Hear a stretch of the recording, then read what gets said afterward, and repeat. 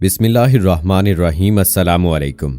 इल्म की बात चैनल देखने वालों को राव कमर रिजवान नई वीडियो में खुशामदीद कहता है। दोस्तों, पाकिस्तान की शान को पैमा अली सदपारा के साथ आखिर क्या हुआ? इतने दिन गुजरने के बाद पाकिस्तान आर्मी अपने रेस्क्यू ऑपरेशन के जरिए से अली सदपारा के बारे में कहां तक मालूमात इकट्ठी करने में कामयाब रही है और किस तरह से जदीद टेक्नोलॉजी का इस्तेमाल करते हुए अली सदपारा को ढूंढने का अमल शुरू किया जा चुका है। इसमें किस हद तक उन्हें कामयाबी हासिल हुई है, दोस्तों इस हवाले से भी बताएंगे आपको। और किस तरह से पाकिस्तान के फौजी जवान अपनी जान को हथेली पर रखकर अपने वतन के हीरो अली सदपारा की तलाश के लिए कोशा हैं। और दोस्तों, आज की वीडियो में आपको ये भी बताएंगे कि जहां एक तरफ अली सदपारा अपनी जान को हथेली पर रखकर सर्द मौसम में K2 को सर करने के लिए गए, लेकिन दूसरी जानिब भारतीय को पैमाओं ने ऐसा कौन सा काम कर दिखाया कि भारत पूरी दुनिया में मुंह दिखाने के काबिल न रहा। आज की वीडियो में आपको बताएंगे, सो हमारी इस वीडियो को आखिर तक जरूर देखिएगा। और अगर आपने अभी तक हमारा चैनल इल्म की बात सब्सक्राइब नहीं किया है तो अभी सब्सक्राइब करें, साथ में बेल आइकॉन को जरूर प्रेस कीजिएगा ताकि लेटेस्ट अपलोड होने वाली हमारी वीडियोस का नोटिफिकेशन आपको बर वक्त मिलता रहे। वीडियो को लाइक करें, शेयर करें अपने दोस्तों के साथ और कमेंट बॉक्स में अपनी राय का इजहार जरूर कीजिएगा। दोस्तों, SAR सैटेलाइट्स खला से जमीन पर सिग्नल भेजती हैं और वो सिग्नल जमीन से टकराकर वापस सैटेलाइट्स के रिसीवर में जाते हैं। वो रिसीवर तस्वीर भी बनाता है और साथ में ये मालूमात भी देता है कि सिग्नल जमीन पर किस चीज से टकराकर वापस आए हैं। आइसलैंड स्पेस एजेंसी ने ये सिग्नल K2 पहाड़ पर फेंके ताकि ये सिग्नल अली सदपारा और टीम के जिस्म से टकराएं और सैटेलाइट माहिरीन को बता सके कि वो K2 पर किस जगह पर मौजूद हैं। आइसलैंड की हुकूमत के इस मिशन से बहुत अहम नताइज हासिल हो चुके हैं। सैटेलाइट्स ने अपनी काबिलियत के मुताबिक डाटा तरतीब दे दिया है और आइसलैंड स्पेस एजेंसी के माहिरीन ने इस डाटे को देखते हुए K2 पहाड़ के कुछ गारों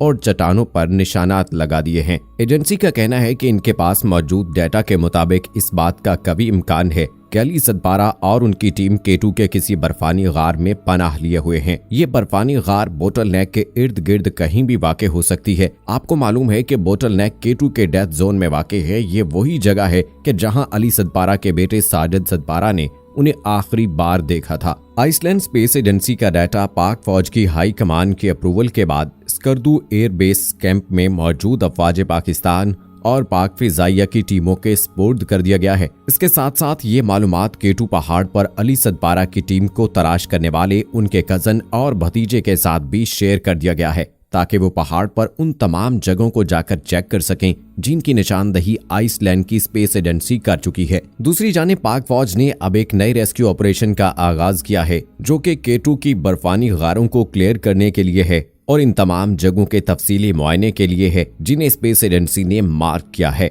पाक फिजाइया के C-130 जहाज K2 के गिर्द चक्कर लगाकर थर्मल टेक्नोलॉजी के जरिए अली सदपारा को तलाश करने की कोशिश भी करेंगे। एक जानिब पाकिस्तान के हीरो अली सदपारा कौमी परचम K2 की चोटी पर लहराने के लिए सरधड़ की बाजी लगा चुके हैं, तो दूसरी जानिब हमारे हमसाए ही में को पैमानी से जुड़ी एक ऐसी खबर आई है कि जिसने इस मुल्क का सर शर्म से झुका दिया है। दोस्तों, माउंट एवरेस्ट दुनिया की सबसे ऊंची चोटी है जो नेपाल में मौजूद है। भारत के 2 को पैमाओं ने अपनी तस्वीर कंप्यूटर की मदद से एडिट करके ये दावा कर डाला कि वो माउंट एवरेस्ट की चोटी को सर कर चुके हैं। इसी सिलसिले में उन्होंने नेपाल की हुकूमत को अपने सर्टिफिकेट के अजरा के लिए दरख्वास्त भी दे रखी थी। नेपाली हुकूमत की तहकीकात के बाद ये बात सामने आई है कि वो को पैमा कभी नेपाल की चोटी पर गए ही नहीं। इस रिपोर्ट के आते ही नेपाली हुकूमत ने इन भारतीय को पैमाओं पर 10 साल की पाबंदी आयद कर दी है। ये कोपैमा अब 10 साल तक नेपाल की कोई भी चोटी सर करने की दरख्वास्त नहीं दे सकते। इस वाक़े से जहां भर में खास तौर पर कोपैमानी को पसंद करने वालों में भारत की जग हंसाई हुई है। इस किस्म के लोगों को जान सनूरी और अली सदपारा जैसे दूसरी कौमों के हीरोज की जानिब देखना चाहिए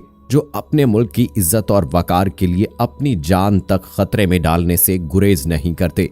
दूसरी जानिब दोस्तों, पाक आर्मी मिलिट्री एविएशन के स्क्वाड्रन 5 का एक दावा ये है कि we leave no man behind, यानी हम किसी फर्द को पीछे नहीं छोड़ते।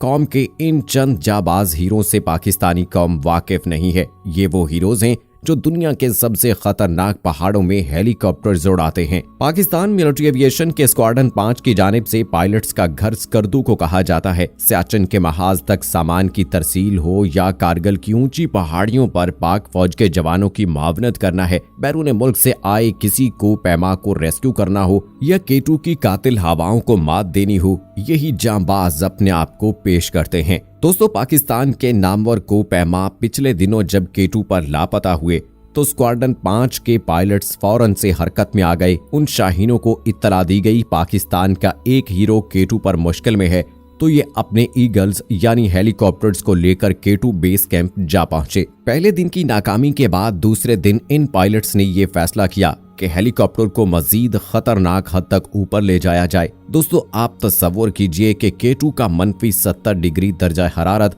और 150 किलोमीटर फी घंटा की रफ्तार से चलने वाली हवाओं में स्क्वाड्रन 5 के शाहीन अपने हेलीकॉप्टर 7800 मीटर की बुलंदी तक ले गए। दुनिया ये कारनामा देखकर हक्का बक्का रह गई। तारीख में पहले कभी कोई पायलट इस हेलीकॉप्टर को इस हद तक खतरनाक ऊंचाई पर नहीं ले गया था। यकीनन अली सदपारा को तलाश करने के लिए पाकिस्तान मिलिट्री एविएशन के इन पायलट्स ने अपनी जान को खतरे में डाला। ये एक मुसद्दिका खबर है कि ये जांबाज पहले दिन जब ऑपरेशन इख्तिताम को पहुंचा तो केटू से वापस नहीं आ रहे थे। हाई कमान ने जबरदस्ती उन्हें स्कर्दू वापस बुलाया। उनके जज्बे का ये आलम था कि अगले ही दिन ये फजर के वक्त अपने अपने हेलीकॉप्टर्स में मौजूद थे और सूरज निकलने का इंतजार कर रहे थे ताकि दोबारा केटू पर जाकर अली सदपारा को तलाश कर सकें। अली सदपारा की तलाश का ऑपरेशन तो अभी जारी है, लेकिन दुनिया इन जांबाजों की बहादुरी से वाकिफ हो चुकी है। न जाने कितनी ही जानें हैं जो ये पायलट्स आज तक बचा चुके हैं। इनका जिक्र आपको किसी टीवी चैनल पर नहीं मिलेगा। कोई आपको ये नहीं बताएगा कि ये अपनी जान को खतरे में डालकर दूसरे इंसानों की जानें बचाने में बेताब रहते हैं। दोस्तों, जब पाकिस्तान और भारत की कारगिल में जंग छिड़ी तो यही वो स्क्वाड्रन थी जिसने पाक फौज को कारगिल के अगले मोर्चों तक रसद पहुंचाई। कारगिल की ऊंची चोटियां जहां पर किसी इंसान का जाना इंतहाई मुश्किल है, वहां जान पर खेलकर ये जांबाज न सिर्फ पहुंचे बल्कि कारगिल के पूरे इलाके पर चक्कर काटते हुए भारतीय फौज की लोकेशन मालूम करते और तोप खाना को इत्तला करते। यकीनन सब जानना चाहते हैं कि अब आगे क्या होगा। केटू पर मुहिम जुई के लिए आई नेपाल की मशहूर कंपनी 7 समिट अपनी चांग दावा शर्पा की क़यादत में SST ट्रैक्स बसात लपेटकर वापस स्कर्दू रवाना हो चुकी है, लेकिन Pakistani tour operators Jasmine tours की टीम लापता को पैमाओं की तलाश के लिए सर्च एंड रेस्क्यू ऑपरेशन अभी तक जारी रखे हुए हैं। नफ्सियात दानों का कहना है कि किसी भी हकीकत को तस्लीम करने में इंसान बुनियादी तौर पर जज्बाती है और इब्तदा में वो हालत इनकार यानी स्टेट ऑफ डिनाइल का लाजमी शिकार होता है। अभी तक ये तीनों को पैमा लापता हैं।